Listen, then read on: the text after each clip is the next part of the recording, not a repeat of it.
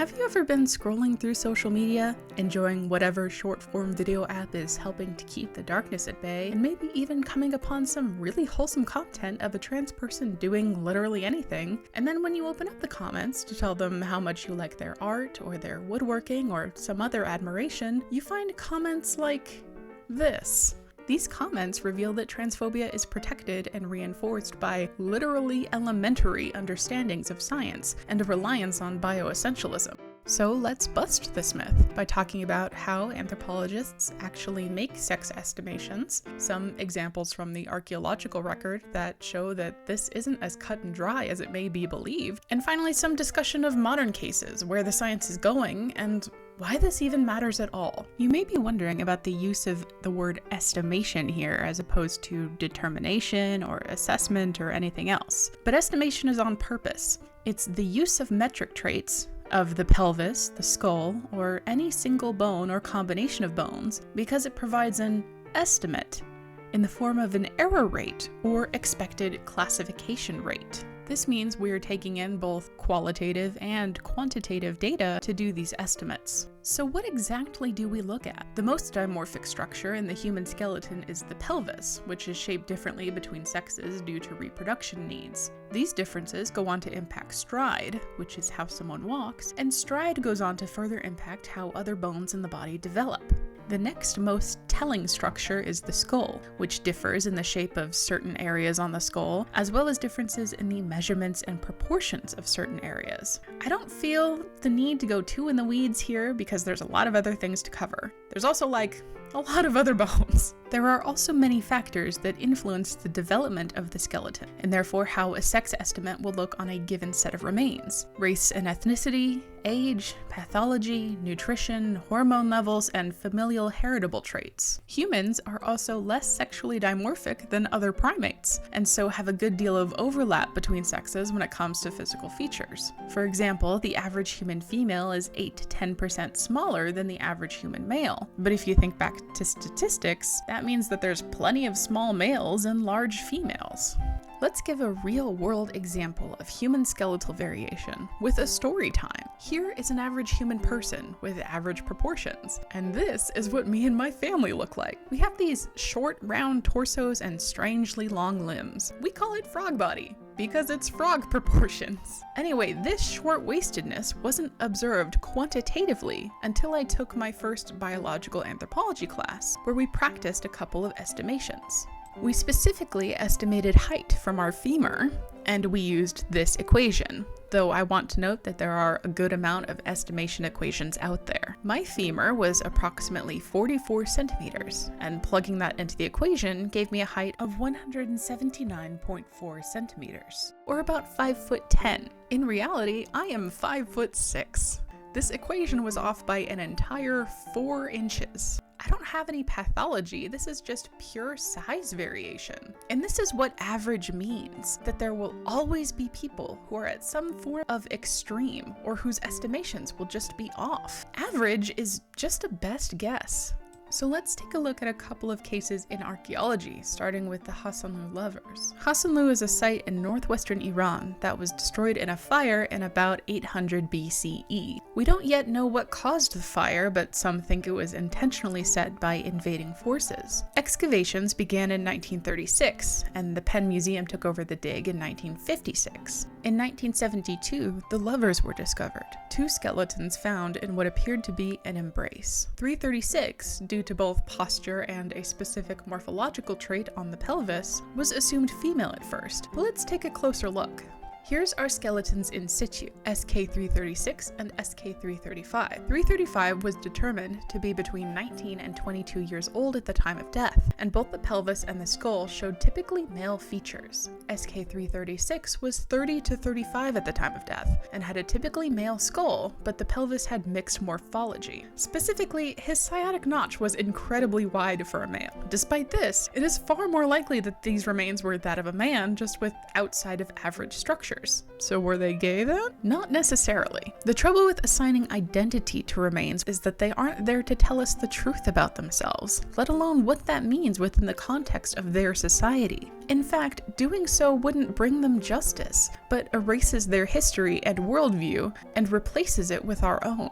Part of this type of work means accepting that there will always be some level of mystery, which is fun because asking more questions is where you get to start to do science. So now we're asking questions like, what was their actual relationship and how did they end up there? In the first case, the remains are undergoing genetic testing to see if there's any familial link between them. It also means we have more reason to do deeper research into the archaeological context of the find. Hold on to your horses, I promise I'll get into what context means, don't get ahead of me. In fact, I'm going to use a second archaeological case to talk about it. The Suantaka warrior is a set of remains found in 1963 in southern Finland. The grave dates from 1040 to 1174 CE, and the remains were interpreted as a woman at first due to the clothing they wore. However, they were buried with weapons, which is a typically masculine feature for this time and place. So now we can talk about archaeological context. This includes stuff like the time, the place, any documents, sociocultural ideas, environment, and so on.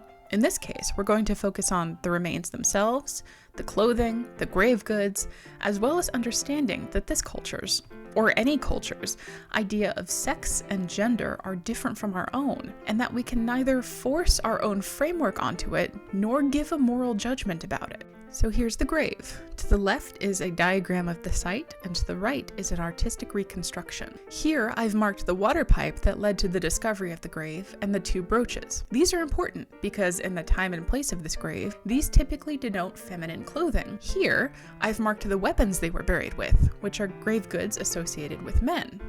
Now, we don't actually have a lot of skeletal evidence to go on in this case. A lot of the remains had decomposed and much of it was too soft for removal. Only fragments of the femurs were able to be removed, and you can't do an estimation with just that, regardless of what Dr. Brennan may suggest to the general public. Researchers wondered if maybe this was a double grave belonging to a man and a woman both, but this has no evidence to support it. Then it was suggested that maybe the weapons moved from a nearby grave or spot over time and during decomposition, but this also didn't hold water. So finally, we turned to DNA. Between 2010 and 2016, numerous studies were undertaken, but none were successful. Then in 2021, a new team developed a new approach and came up with an answer. The remains had XXY chromosomes, also known as Klinefelter syndrome, which is an intersex condition. But, like with our lovers, we're left with more questions. Now we know the warrior's sex, but we still don't know how they experienced gender in their time and place.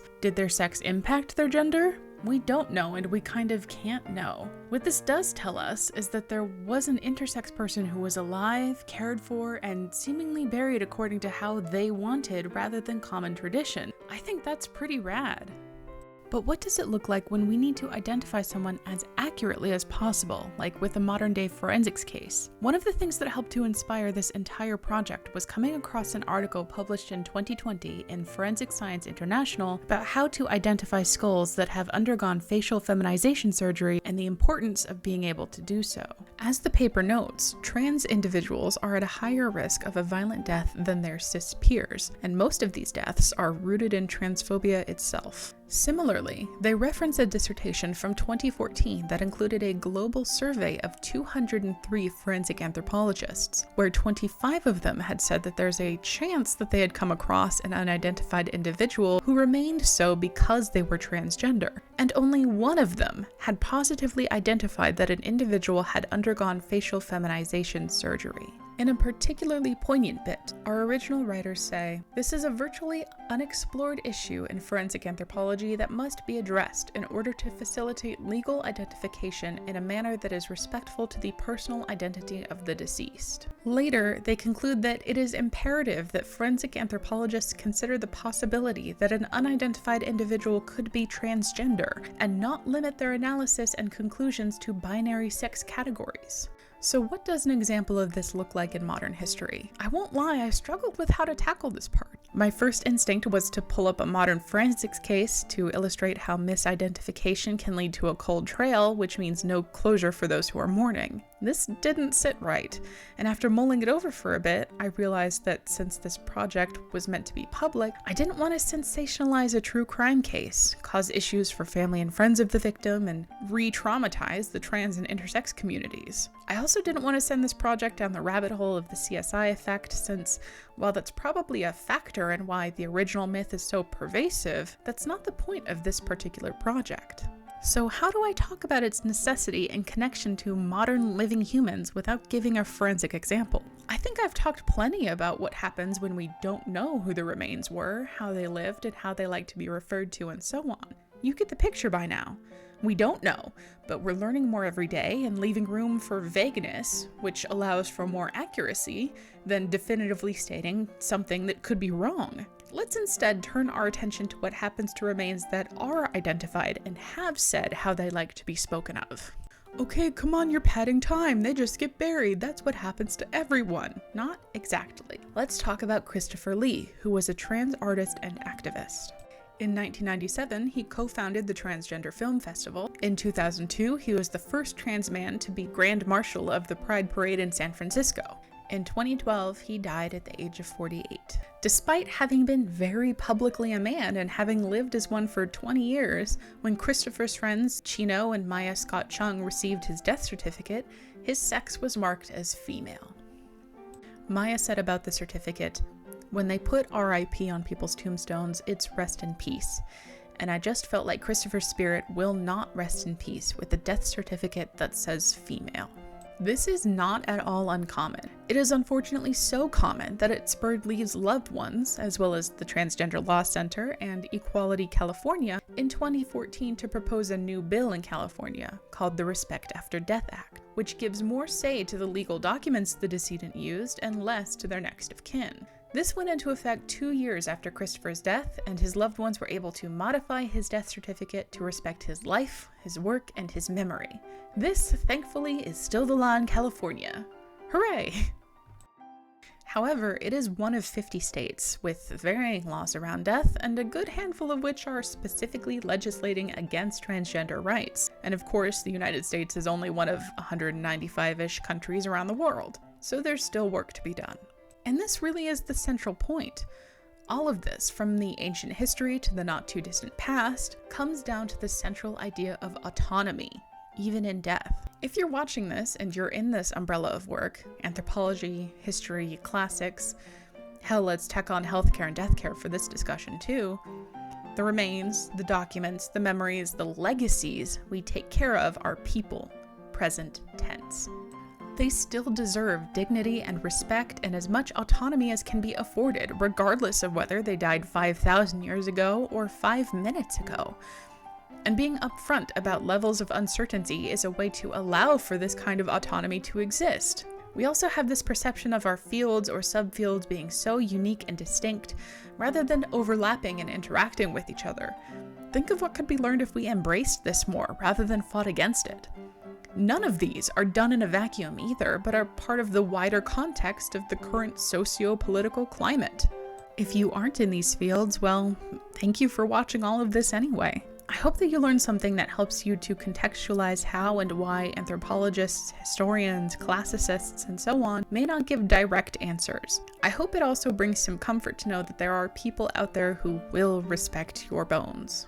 Queer activists have been fighting for decades for the right to autonomy, to define ourselves, to not define ourselves, to live in our own bodies, to make our own bodies, or even something as simple as wear our own clothes. That kind of autonomy doesn't end after death. We can't ever know who the lovers or the warrior were for certain because they aren't around to tell us for certain, but people like Christopher could.